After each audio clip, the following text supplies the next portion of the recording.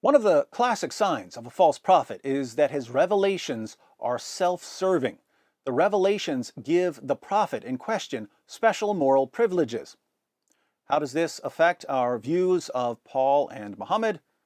Let's find out.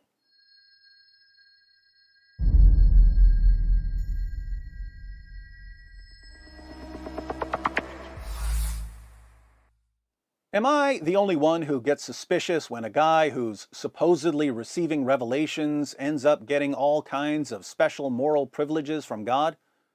Let's consider three examples that should raise some eyebrows. First, the Quran says in Surah 4, verse 3, that Muslim men can marry up to 4 women. But according to Sahih al-Bukhari and numerous other Muslim sources, Muhammad had at least 9 wives at one time. If Muslims are allowed to have no more than 4 wives, why did Muhammad get more? Lucky him, Allah decided in Surah 33, verse 50, that Muhammad, and only Muhammad, could have as many wives as he wanted. How convenient. Second, when Muhammad wanted to marry Aisha, who was 6 years old at the time, he said that Allah had given him dreams about marrying her. Sahih al-Bukhari, 3895. Narrated Aisha that the Prophet said to her, "You have been shown to me twice in my dream. I saw you pictured on a piece of silk, and someone said to me, 'This is your wife.' When I uncovered the picture, I saw that it was yours. I said, 'If this is from Allah, it will be accomplished.'" I think I speak for most men when I say, if you have a dream about marrying your best friend's 6-year-old daughter, that dream didn't come from God. You're a pervert and you need to go see a psychiatrist.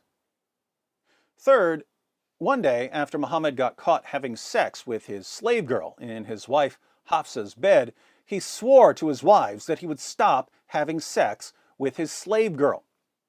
But a little later, in Surah 66, verses 1 and 2, Allah rebuked Muhammad for making that oath, and he gave him permission to break it and to start having sex with his slave girl again.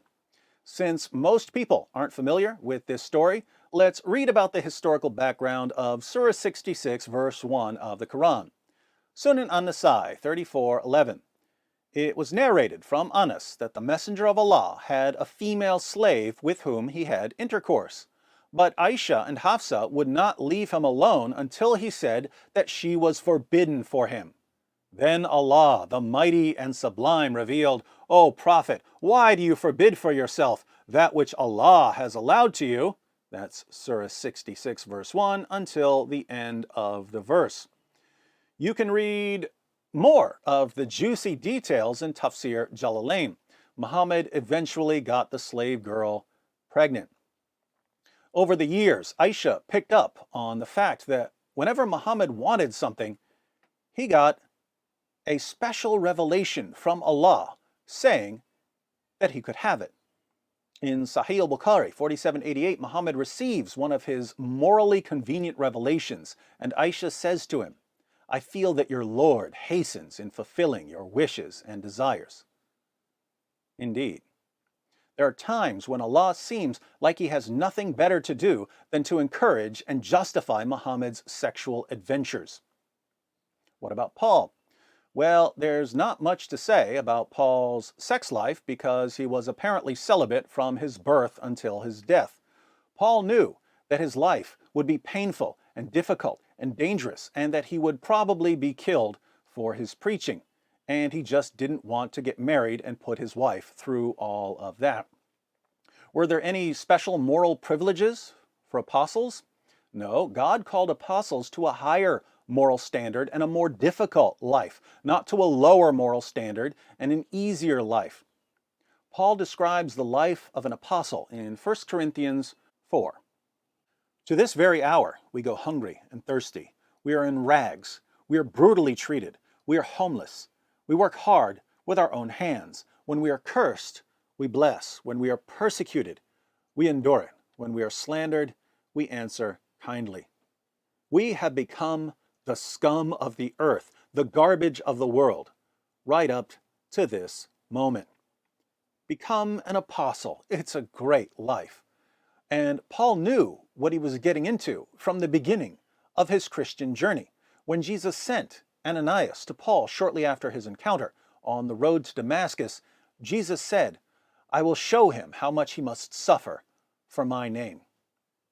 Now, suppose you meet two different men, both of whom claim to speak for God. One of them says, "God told me to preach, and that I would be horribly treated for the rest of my life, but that I must remain faithful anyway." The other says, "God has spoken to me, and he says that he wants me to have lots of women and girls and sex slaves, and that I get to rob people and subjugate them and break my oaths." Obviously, there are many other factors to consider in evaluating their reliability, but if you had to choose, based solely on the lives their revelations called them to, which of these two men would you trust more? Yeah, me too. I'd trust a revelation from Muhammad about as much as I would have trusted a revelation from Hugh Hefner.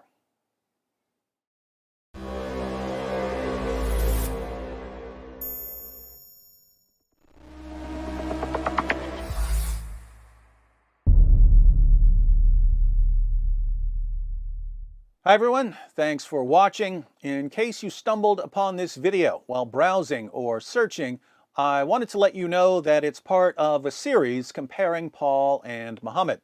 So if you'd like to see the full series, be sure to click on the playlist.